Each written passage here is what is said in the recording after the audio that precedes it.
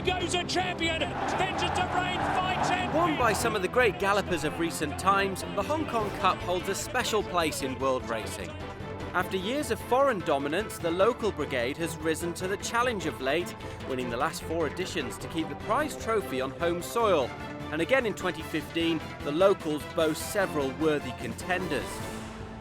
Ageing warrior Military Attack will line up in his 4th Cup and heads into the race in great form, based on his win in the Jockey Club Cup.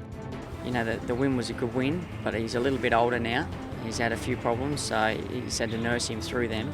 He's just that little bit older, so you know, he's not going to sustain a run for as long and ping quite as well as what he did when he was a little bit younger, but he is what he is and he's still more than capable. Last year's winner, Designs on Rome, is out for his place in history as he attempts to emulate California memory and become only the 2nd horse to successfully defend his title.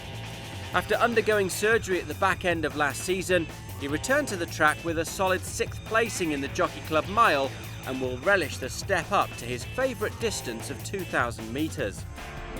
One man who's already got his place in Cup history is Tony Cruz, the only man to have won the race as both a jockey and a trainer. This year, Cruz will saddle up both Blazing Speed and Beauty Only in the big race. Always the main race is, it's the most important thing. You always remember the race the rest of your life, you know. This international race this is the highlight of the racing in Hong Kong, you know. Cruz has put his faith in Irish rider Neil Callan to get the job done on Blazing Speed, a horse he's already partnered to Group 1 glory in the past. I feel that his prep going into the international, I think he'll have just that little bit more under his belt, so draw permitting and race tempo, everything permitting, he gets the right run, I think he'll run a massive race. While the locals have been able to hold their own in the Cup, the same cannot be said about their record in the Hong Kong Vase. In the last 10 years, only one locally trained horse has succeeded in this Group 1 staying contest. That horse is Dominant, who again looks to be the home side's main chance. 2400's always been a better distance for him, and you know, for the first time in a couple of seasons, he looks like he's starting to find his best form again, so it's the right time, hopefully, to get back on him.